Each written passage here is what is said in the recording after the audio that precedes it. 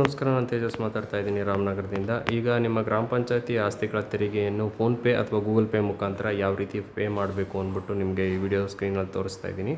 ಎಲ್ಲರೂ ನಿಮ್ಮ ಮೊಬೈಲ್ನಲ್ಲಿ ಗೂಗಲ್ ಪೇ, ಫೋನ್ಪೇ ಓಪನ್ ಮಾಡಿಕೊಂಡು ಈಗ ಫೋನ್ಪೇನಲ್ಲಿ ತೋರಿಸ್ತಾ ಇದ್ದೀನಿ. ಲೈಕ್ ನಿಮ್ಗೆ ಕಾಣಿಸ್ತಾ ಇದೆ ರೀಚಾರ್ಜ್ ಆ್ಯಂಡ್ ಪೇ ಬಿಲ್ಸ್ ಅಂತ ಒಂದು ಆಪ್ಷನ್ ಕಾಣಿಸ್ತಾ ಇದೆ. ಅದರ ಪಕ್ಕ ವ್ಯೂ ಆಲ್ ಅಂತ ಕಾಣಿಸ್ತಾ ಇದೆ. ಸೊ ವ್ಯೂ ಆಲ್ ಮೇಲೆ ಕ್ಲಿಕ್ ಮಾಡಿದಾಗ ಈ ಥರ ಆಪ್ಷನ್ಸ್ ಎಲ್ಲ ಡಿಸ್ಪ್ಲೇ ಆಗುತ್ತೆ. ಸೊ ಸ್ವಲ್ಪ ಕೆಳಗಡೆ ಡ್ರ್ಯಾಗ್ ಮಾಡಿದಾಗ ನಿಮಗೆ ಕಾಣಿಸ್ತಾ ಇರೋ ಫಿನಾನ್ಷಿಯಲ್ ಸರ್ವಿಸಸ್ ಆ್ಯಂಡ್ ಟ್ಯಾಕ್ಸಸ್ ಅಂತ ಕಾಣಿಸ್ತಾ ಇದೆ.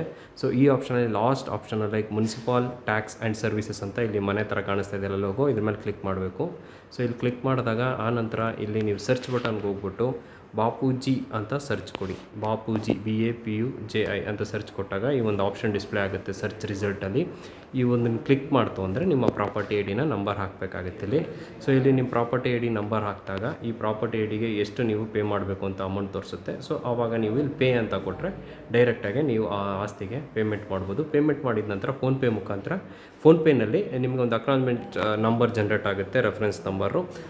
ಅದನ್ನು ನೀವು ಪಂಚಾಯತಿಗೆ ತೊಗೊಂಡು ಹೋದಾಗ ಪಂಚಾಯತಿನಲ್ಲಿ ಅವ್ರ ಲಾಗಿನ್ನಲ್ಲಿ ಒಂದು ಅಕ್ನಾಲಜ್ಮೆಂಟ್ ಕಾಪಿ ಪ್ರಿಂಟೌಟ್ ತಗೊಳ್ತಾರೆ. ಅಥವಾ ನೀವು ಫೋನ್ಪೇಯಿಂದ ಪೇ ಮಾಡಿರೋ ಅಕ್ನಾಲಜ್ಮೆಂಟ್ ನಂಬರ್ ಇಟ್ಕೊಂಡ್ರೂ ಸಾಕು. ಈ ರೀತಿಯಾಗಿ ನೀವು ನಿಮ್ಮ ಆಸ್ತಿಗಳಿಗೆ ಪೇಮೆಂಟ್ನ ಮಾಡ್ಬೋದು. Thank you.